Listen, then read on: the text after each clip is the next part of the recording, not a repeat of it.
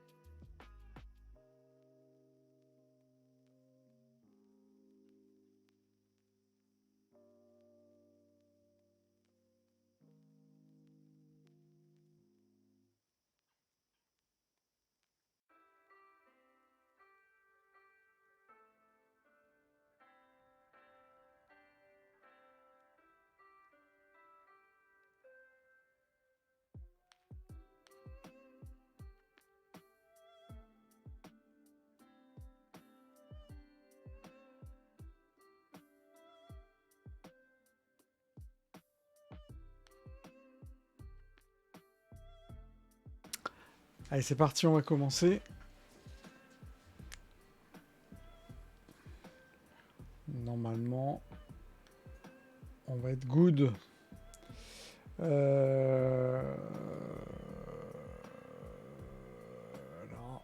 je vais me mettre juste sur le bon écran.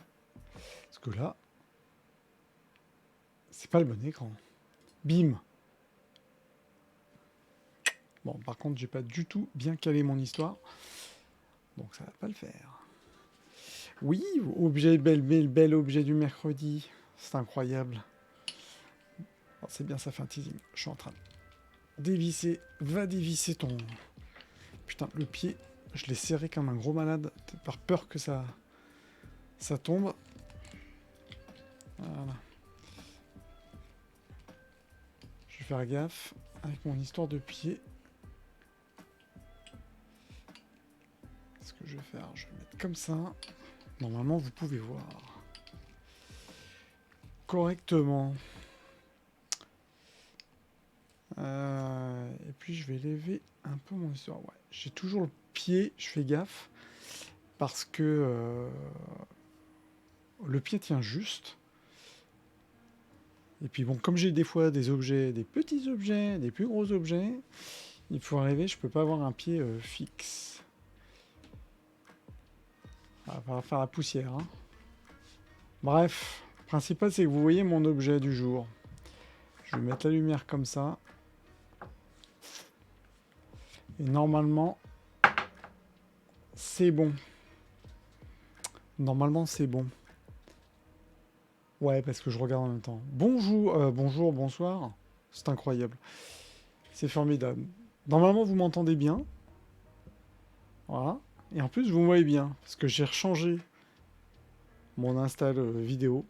Et théoriquement, même si je suis tout petit, je suis moins flou. Voilà, la cam, a priori, je ne sais pas pourquoi, faisait un flou. Là, le flou... Bon, il y a un flou derrière, mais ça, c'est pas... On s'en fout, une sorte de bokeh. Mais normalement, je suis un petit peu plus net. Ce qui change pas grand-chose, mais c'est important. Alors, j'espère que vous allez bien. Je vais peut-être allumer l'autre lumière un peu plus. C'est tout l'enjeu. Je suis en train de me dire que je vais peut-être prendre une autre lampe quand je vous présente des objets. Parce que j'ai ma lampe d'ambiance là, mais alors ça m'éclate la tête. Mais normalement, pour vous, ça va être mieux. Par contre, j'en ai plein la tête. Voilà. On y arrive. C'est bien. Alors, je vous présente, déjà bonsoir, bienvenue.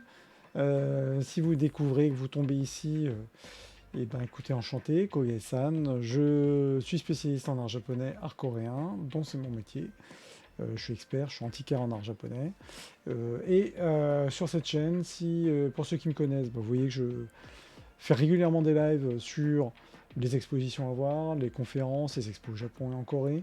Je fais les lundis, mardi, un stream culture où je présente un thème, un artiste, etc. Et le mercredi, c'est la présentation de l'objet, puisque c'est quand même mon métier. Je travaille dans les objets, j'en vois tous les jours. Et donc, c'est l'occasion de... Ouais, je suis en train de caler mon pied.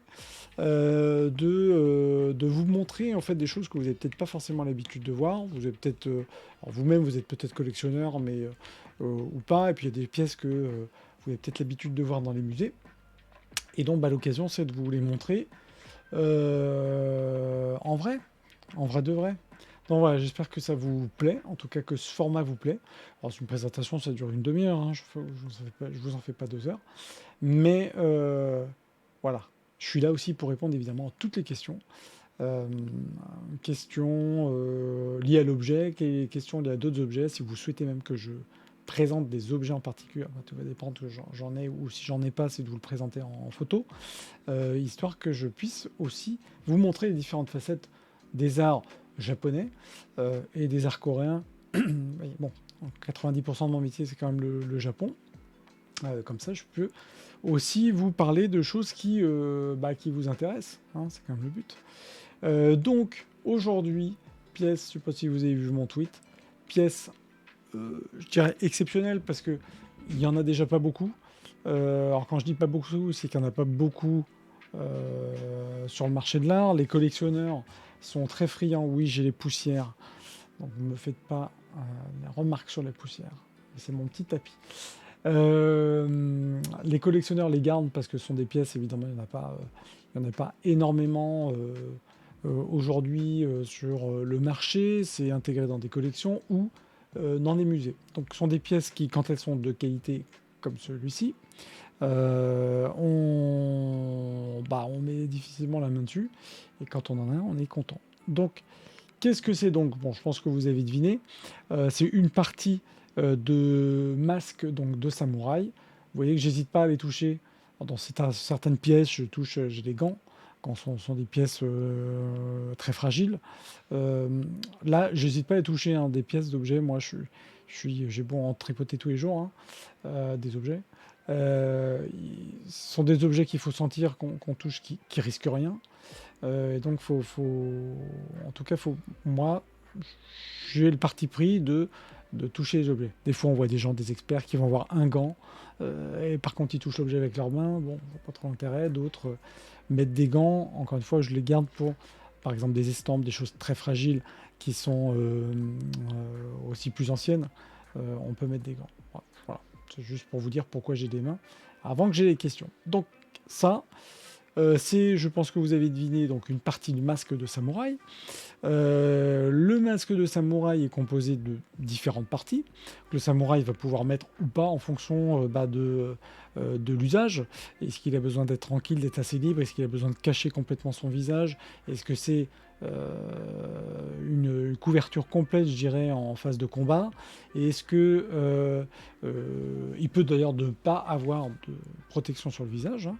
D'ailleurs, tous les samouraïs n'avaient pas de protection. Notamment par exemple les fantassins, hein, le soldat, on va dire, qui était au premier rang, lui n'avait pas forcément de protection de visage. Donc cette partie-là, voilà, c'est une protection de visage.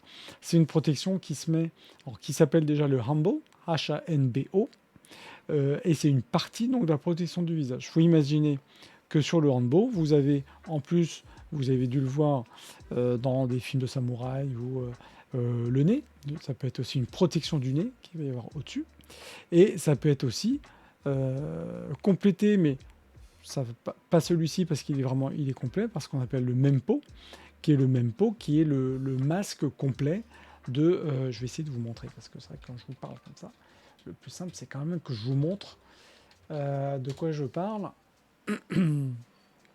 Le mempo, un mempo complet. Je vais vous montrer. Vous saurez de toute façon. Bon, c'est un peu... bon, c'est pas grave. C'est une feuille, parce que je vais pas vous montrer des photos qui sont pas quali sur... voilà, une photo. Bon, c'est sur Alamy, base de photos, on s'en fout. Je vais vous montrer ça. Et je vais essayer de vous montrer en même temps le Hanbo porté, parce que je vais pas le porter. Là, pour le coup, les objets, les antiquités, on est sur une antiquité, hein. Je ne les porte pas, évidemment. Bon, les gens qui ont envie d'essayer juste comme ça pour rigoler vont le porter sans forcément toucher, que ça touche la peau. Mais ce ne sont pas des choses qu'on va porter puisqu'on est quand même sur des pièces de collection. J'essaie de vous chercher une photo. Donnez-moi 30 secondes. Alors, j'en ai beaucoup qui sont justement pas portés. Est-ce que j'en ai un, même si c'est une image? Bon, c'est pas nickel, mais au moins ça va vous donner une idée. Ouais, ça va vous donner une idée. Alors, c'était une vente chez Christie's. Merde, évidemment, je tombe sur celui. Voilà. Alors, la partie que je vous montre là. Tac, je bascule ici. Non, je vais basculer sur ça. Oh, bonjour. Tac, sur celui-là. Est-ce que je peux zoomer? Ouais, je peux zoomer. Le problème, c'est que je vois pas la flèche. Voilà. C'est pas celui-ci, hein, mais ça se rapproche quand même fortement. Le Hanbo, donc H-A-N-B-O, c'est cette partie-là. C'est vraiment une protection des joues et du menton du samouraï. Vous imaginez le nez et la bouche du samouraï, c'est-à-dire que le samouraï ici a encore accès, peut manger, boire. On voit encore sa partie de visage, notamment par exemple pour donner des ordres.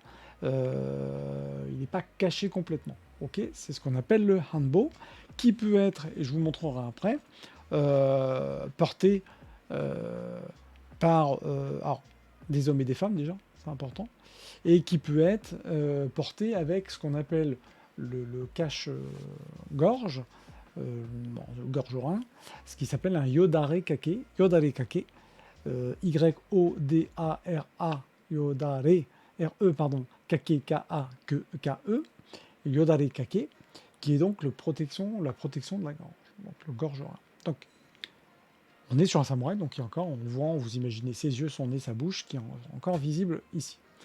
À la différence donc du Hanbo, à la différence pardon du Mempo, c'est cette photo que je voulais vous montrer. Alors, je suis désolé, c'est un peu une photo dégueulasse à la mime, enfin vous voyez gros, à quoi ça ressemble. Oulin, vous avez, alors attention, c'est une partie, je dirais, de Mempo, parce que vous avez donc le Mempo, qui est différent du Rambo que je vous montre. Oulin, le Mempo va pouvoir avoir une protection du nez complémentaire. Dans ce cas, on voit encore la bouche, mais pas tout le temps. Des fois, vous avez des dents, enfin, en gros, la bouche, cette partie du visage est très cachée. Et dans d'autres cas, vous avez même des Mempo complets. Alors, je vous montre la section images plus complets ou qui vont monter beaucoup plus haut au niveau du visage, par exemple comme celui-ci. Tac. Vous voyez ici, où il y a une protection, c'est vraiment sous les yeux. On voit encore la bouche, mais sous les yeux. Mais on cache quand même beaucoup plus le visage. Et vous en avez même certains. Je ne vais pas vous montrer un truc qui est récent, c'est pas intéressant. Merci Google. Hein. C'est con, il n'y en a pas de portée. Bon, sauf par des mecs. Bon, voilà, un bon Pinterest. Vous imaginez qu'avec le casque, qui est... Ce que je peux... Merde. Ah, c'est vrai que je peux pas vous le zoomer, c'est con. Avec le casque de samouraï qui en plus, vous voyez donc juste les yeux, le fil des yeux, la bouche pour les ordres, mais encore une fois, des fois même vous avez les dents très sèches, vous pouvez même pas voir la bouche, dans certains cas. Mais vous êtes sur quelque chose là où vous masquez complètement, clairement vous masquez le samouraï. Voilà. Donc là on est sur ce qu'on appelle la pièce complète qui masque avec le nez, avec une fausse bouche, c'est ce qu'on appelle un menpo, M-E-N-P-O, qui est donc une pièce qui va être l'alternative au Hanbo, H-A-N-B-O, qui est ce que je vous montre ici. Voilà, qui est ici le Hanbo. Il n'y a pas un choix esthétique. Non, pas un choix esthétique. Ça va dépendre en fait. Certains samouraïs, je pense qu'il y avait aussi, on ne sait pas plus, hein, mais le souhait de porter quelque chose qui est aussi peut-être qui est un peu plus confortable, faut pas se voiler la face. Vous n'avez pas le nez pris dans justement le cache-nez, vous avez le haut du visage, le haut des joues, vous voyez bien que quand on... je vais mettre à bouger, tiens. Et comme ça, je vais vous montrer sur mon visage. Mais encore une fois, je le fais pas souvent. Quand vous avez ici une pièce qui masque, hop, bon, en plus avec les lunettes, ça va pas le faire. Voilà.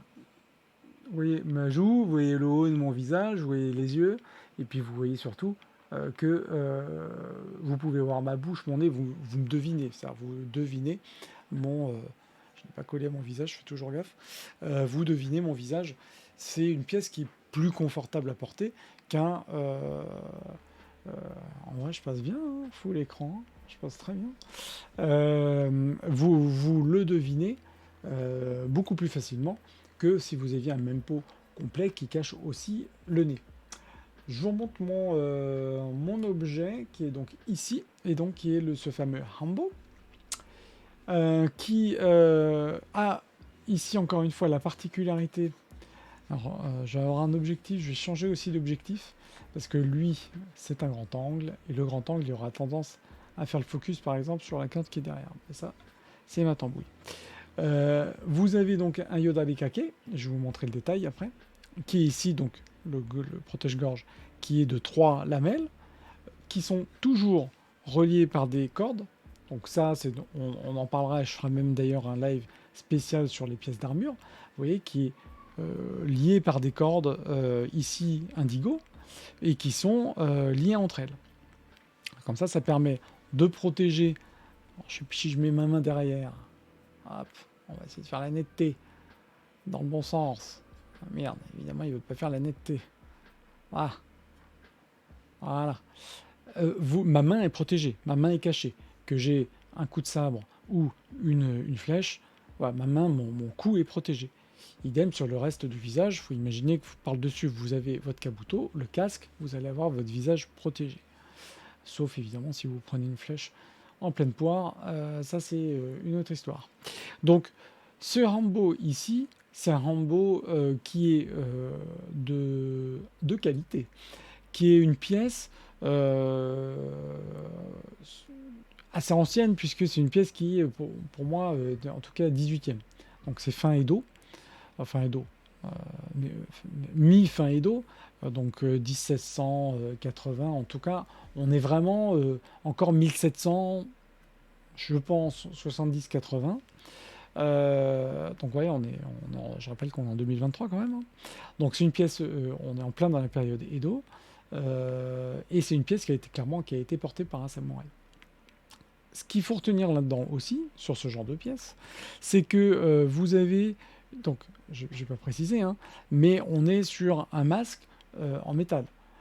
C'est un masque en métal qui donc, permet de protéger le menton, la mâchoire, qui permet de protéger évidemment aussi les joues, qui est en métal laqué. Alors, toutes les pièces d'armure sont toujours laquées. C'est-à-dire qu'à la lumière, je vais essayer de mettre peut-être la lumière ici en plus, comme ça vous vous rendez compte avec, clac, le rendu, qui est que vous avez quelque chose, une pièce qui a été façonnée. Vous voyez par exemple le mouvement qui a été donné à la pièce, ce mouvement de mâchoire pour dessiner la mâchoire du samouraï, du porteur. Vous avez une pièce aussi qui a été façonnée pour, je pense que vous le voyez bien ici, pour aussi faire, je dirais, donner forme plutôt aux joues du porteur.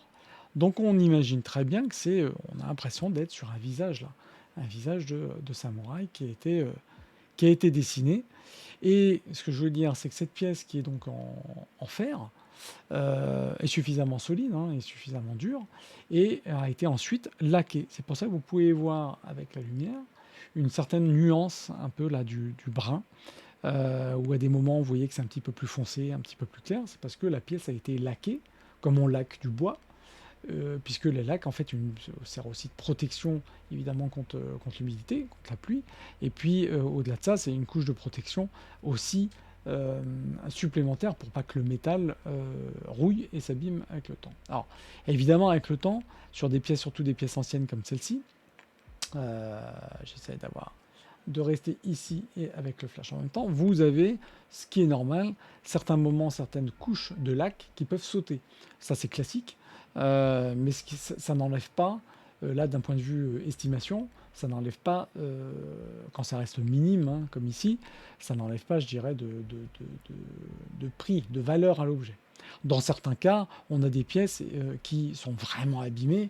Là, bon, là c'est toute une autre histoire. Au contraire, là, on est sur une pièce qui a été portée au combat, qui a été portée par un samouraï. Vous avez les deux attaches en dessous qui permettent d'attacher les cordes notamment du casque, ces deux petites attaches là, mais vous voyez que c'est une pièce qui a vécu.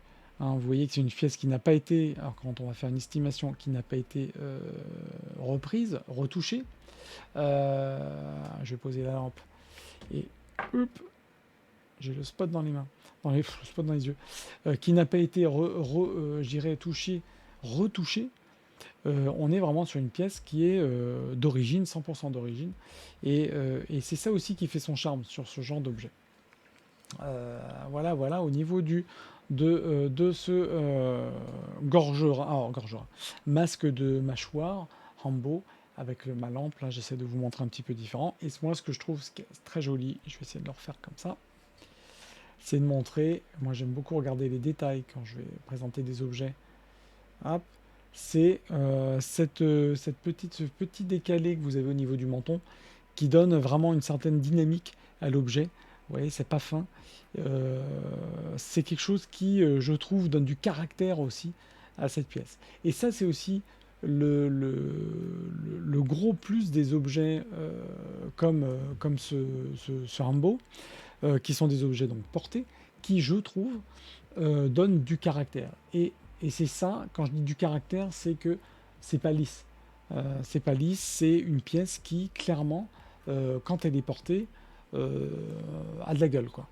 C'est ça aussi qui donne de la valeur à l'objet. C'est-à-dire, au-delà du fait que c'est une pièce qui est maintenant évidemment assez ancienne, hein, on est quand même sur un objet de la période Edo, on est sur un objet du 18e, on est sur un objet qui a été clairement porté par un samouraï, qui a les traces du temps, comme on peut le voir à différents endroits, mais qui en même temps est encore solide. Je dirais qu'on pourrait même encore le porter, ça ne va pas s'abîmer, quoi. Et c'est aussi tout l'avantage en fait des pièces d'armure comme ça, qui sont vraiment, je trouve, dans leur jus, mais là, pour le coup, quand on dit dans leur jus, c'est qu'ils n'ont pas été retouchés, relaqués, voilà. Et c'est ça qui donne aussi tout son charme à une pièce comme ça, une pièce d'armure, quoi.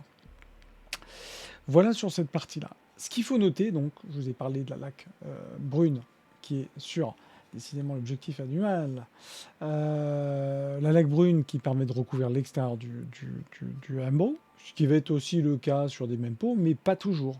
Vous avez aussi des pièces de temps en temps qui sont des pièces brutes, qui sont des pièces donc en métal qui ont été forgées et qui sont avec beaucoup de décoration, etc. C'est jamais incrusté hein, d'autres métaux, c'est toujours pièces brutes, mais pas toujours laquées. Voilà, ça va dépendre aussi dépendre des pièces, ça va dépendre du forgeron, puisque j'ai pas précisé, mais vous aviez des forgerons à l'époque dont le métier était de forger, de préparer, de travailler des pièces comme le Mempo et le Hanbo. Ce ne sont pas forcément les mêmes forgerons qui faisaient les casques, les kabuto. Et évidemment, ce ne sont pas les mêmes forgerons qui faisaient les pièces de décoration des sabres, les tsuba, les autres pièces de décoratives et utiles évidemment au sabre. On n'était pas forcément sur les mêmes artisans. Donc il faut garder aussi ça en tête, qu'à l'époque, dans vraiment le Japon médiéval, vous aviez des artisans pour des pièces qui pouvaient faire. Très souvent, c'était les artisans qui faisaient des casques, donc les kabuto, les mempo, les hanbo. Et puis vous aviez des artisans qui faisaient aussi les différentes pièces d'armure, ça je vais en reparler.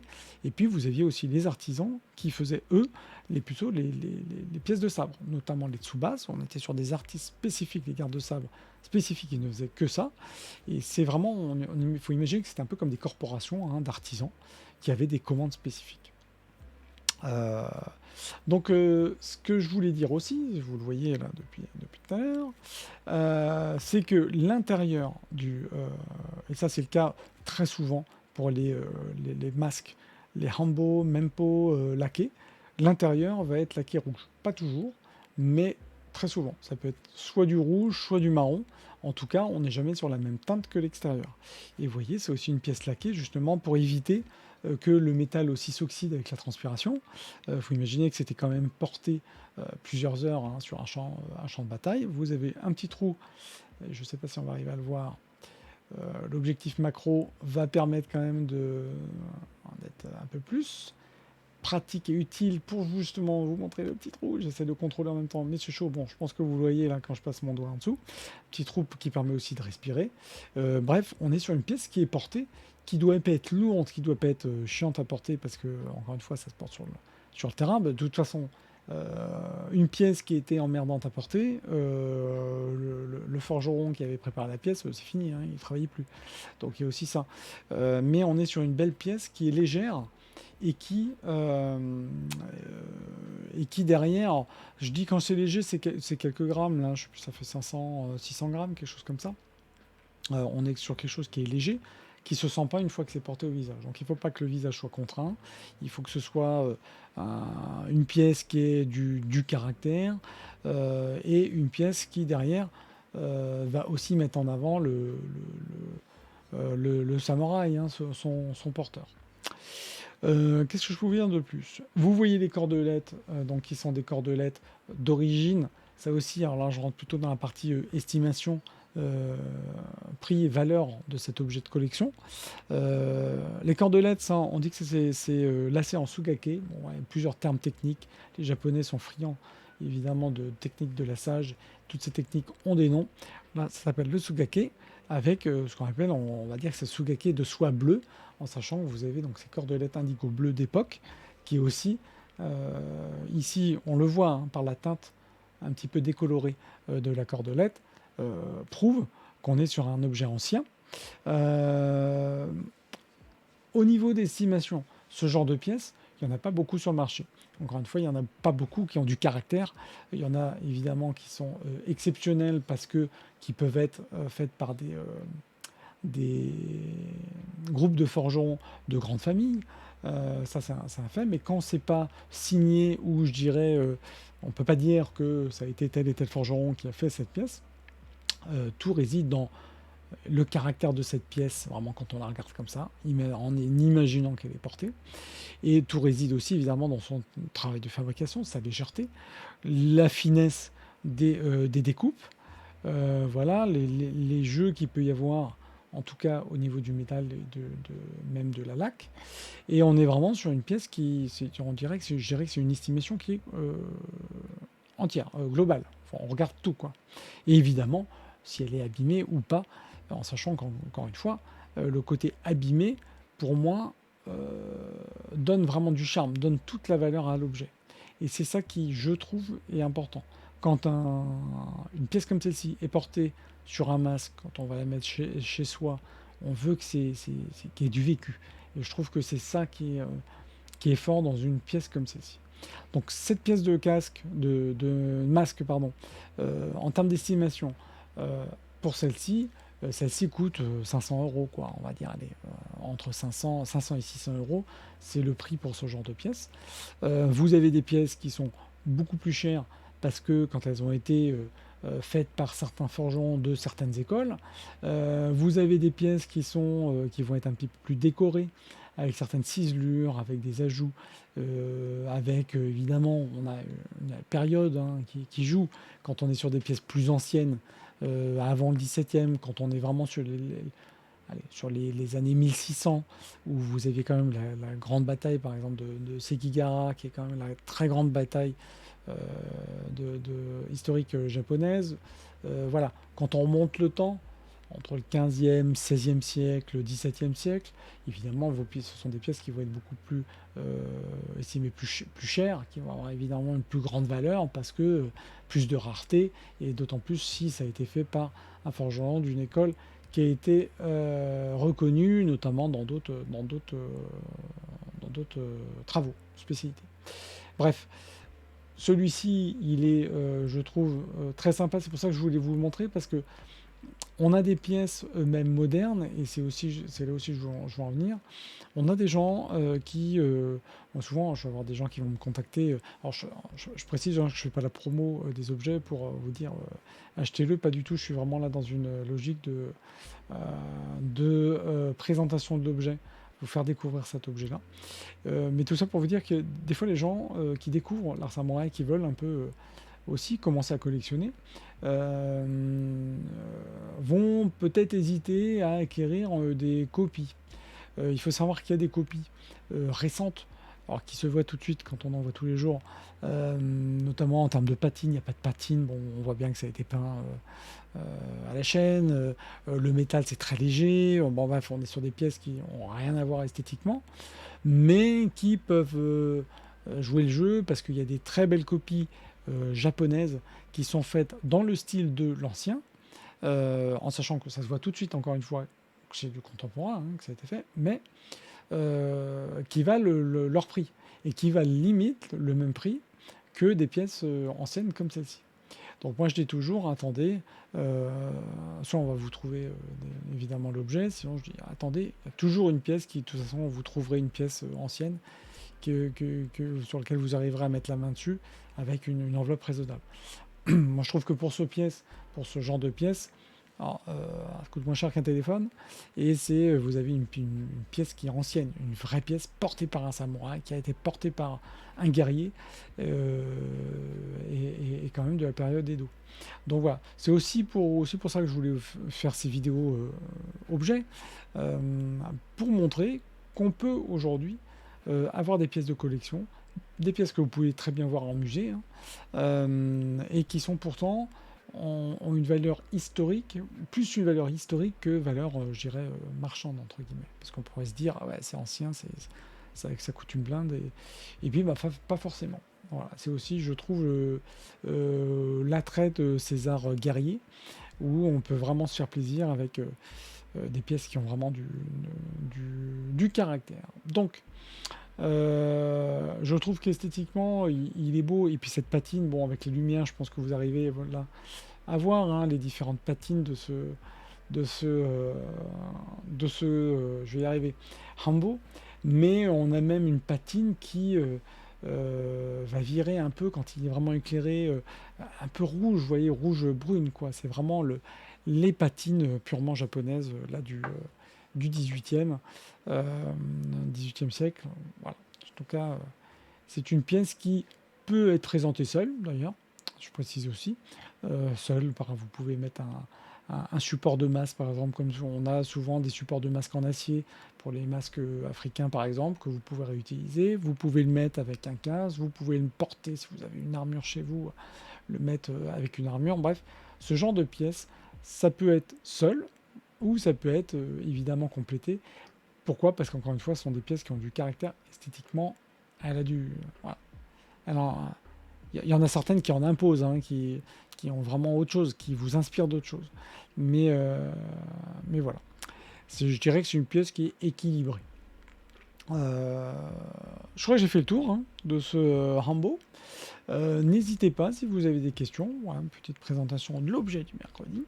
Bien évidemment, vous avez des pièces qui sont plus coûteuses que celle-ci. Mais je trouve que celle-ci, en tout cas, a vraiment beaucoup de charme. Je vous dis à bientôt. N'hésitez pas si vous avez des questions, comme d'habitude. Je suis joignable en DM sur Twitch, TikTok et Twitter. Si vous avez des questions sur cette pièce, si vous avez d'autres pièces que vous souhaitez que je traite, eh bien écoutez, ce sera avec plaisir. Je vous dis bonne soirée. Je vous dis à demain pour la présentation des conférences plutôt au Japon et en Corée. Rendez-vous la semaine prochaine, mercredi, pour un autre objet. Et bien sûr, d'ici là, il y a plein de rendez-vous. Lundi, je vous présente un thème artistique. Et vendredi, c'est la soirée, l'apéro typographique que je fais d'habitude. Je vous dis à bientôt et je vous dis bonne soirée. Salut!